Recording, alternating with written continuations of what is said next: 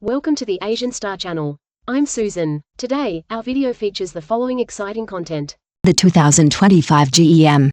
Song re-recording incident. G.E.M.'s 2025 re-recording copyright controversy. Summary of the case. On June 18, 2025, Hummingbird Music issued a statement claiming that singer G.E.M. Tangziki had released new recorded versions of several of her older songs on major online music platforms on June 12. According to Hummingbird, all of the songs, except Sky is the Limit, Goodbye, and Liking You, were written and released while she was still under contract with the company. Hummingbird alleged that the re-recordings violated its copyright, and distribution rights. It requested that all platforms remove the re-recordings and required G.E.M. to delete the content within 48 hours, or it would initiate legal action. G.E.M.'s response. On the same day, G.E.M. posted a public response, asserting that her re-recording was completely legal under China's compulsory licensing system of copyright law. She said she had paid royalties and public performance rights for her songs that had been administered by the Composers and Authors Society of Hong Kong, CASH, since she was 14, that is, before she signed with Hummingbird.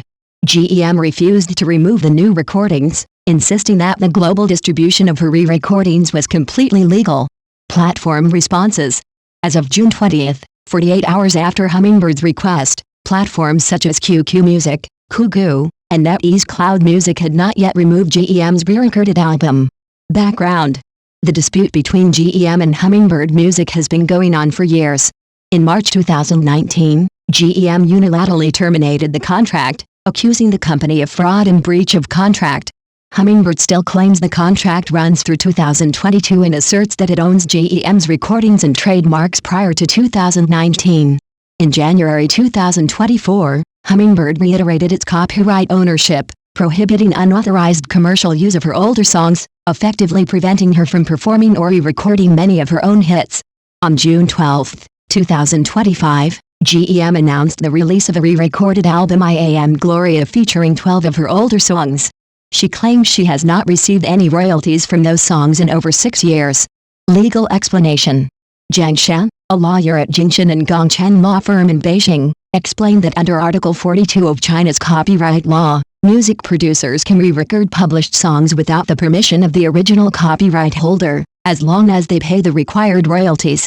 Although Hummingbird claims ownership of G.E.M.'s works, it did not issue a prohibition on use when the original songs were released, so there is no legal way to prevent re-recording. However, compulsory licensing only covers the right to copy and distribute, and does not automatically extend to the right to distribute online, so G.E.M. may still need additional permission if it wants to release them online. Media commentary.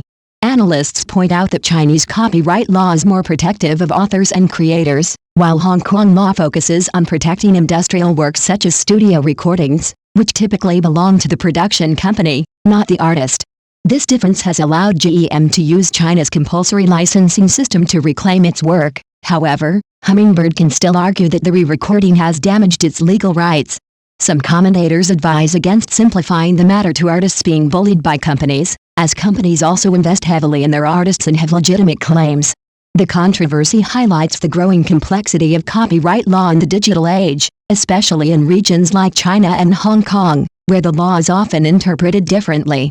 G.E.M.'s G.E.M.'s decision to re-record her old songs was not simply a personal artistic choice, it was also a legal statement that asserted her right to control her own creations. The case has sparked a huge public debate in China, with many fans supporting G.E.M. for her tenacity and courage in fighting for her rights for 6 years.